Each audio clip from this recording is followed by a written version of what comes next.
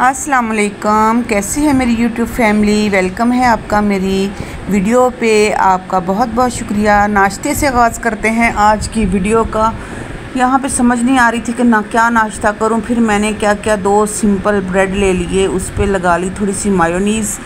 आप कह रहे हैं मायोनीज़ ब्रेड पे मैं लगा लेती होती हूँ, मुझे अच्छी लगती है। तो यहाँ पे मायोनीज़ और चाय के साथ मैं कर रही हूँ नाश्ता। तो हल्का फुल्का नाश्ता करने के बाद जी हमने बहुत सारे आज काम है, मेरे साथ रहिएगा, साथ दीजिएगा। यहाँ फिर मैं गई बेटे के साथ मंडी। आज जुमातुल मुबारक था, जुमे वाले दिन मेरा बेटा होता है घर। तो काफ़ी सारा सामान लाने वाला था, चिकन था लाने वाला, आलू प्याज टमाटर, तकरीबन टोटल सारा सामान ख़त्म हो चुका था।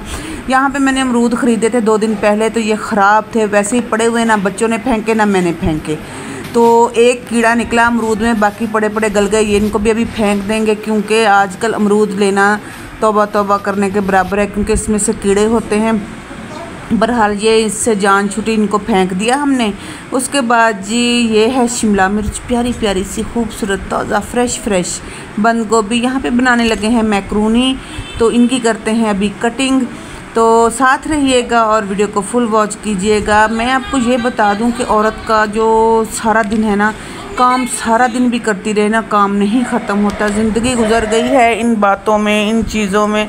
ज़िंदगी जो है ना, किचन से कमरे से किचन तक महदूद होकर रह गई है। कहीं बाहर घूमना फिरना ये वो कुछ भी नहीं होता। एक तो गर्मी इतनी ज़्यादा है कि बाहर निकलना मुश्किल है। बहरहाल ये शाम की चाय है, चाय पीते हैं, उसके बाद किचन में घुसते हैं।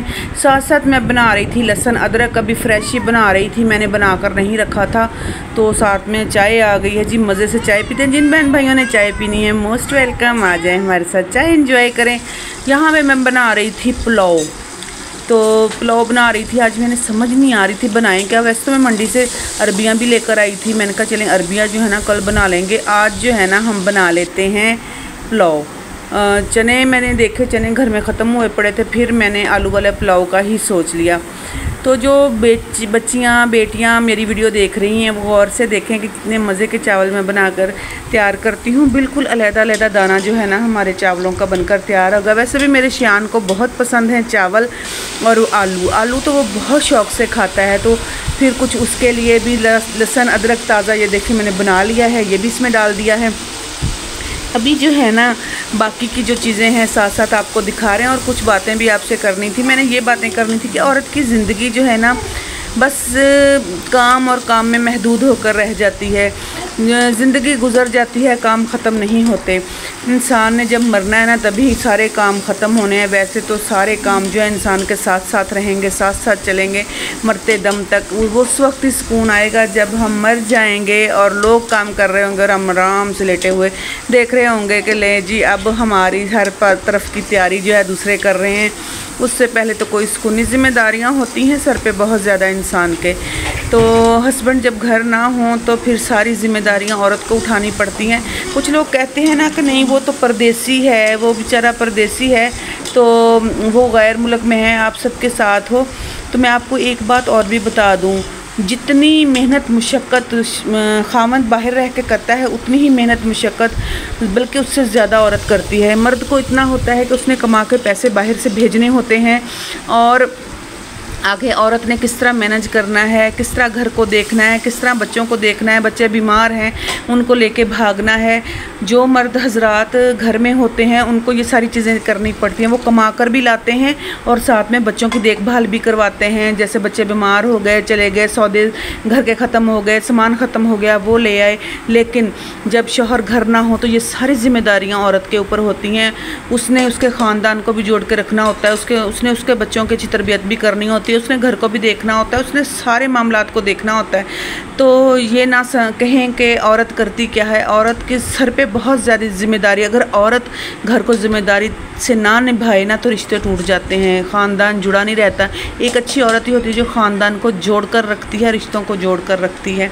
तो बस ये थोड़ा सा मैसेज था, मैंने कहा मैं आपको बता दूँ। बहुत सारी वीडियोज़ में बहुत सारी इसमें देखने को मिला है कि औरत को बुरा समझा जाता है कि लो जी ये तो परदेसी दी बीवी है बाहर रहता बंदा, ये तो बड़ियाँ ऐशा उशा कर दी पई है। आप ये मत भूलिएगा कि जो औरत जिसका शौहर बाहर होता है ना, उसकी ज़िंदगी सबसे बड़ी अजाब ज़दा ज़िंदगी होती है, उसकी ज़िंदगी खुशियों भरी नहीं होती। ये मत सोचें कि वो शख्स ठीक है, अपने बच्चों से दूर, अपनी बीवी से दूर पैसे कमा रहा है, उसको बस एक टेंशन होती है कि मैंने पैसे कमाने हैं और भेजने हैं।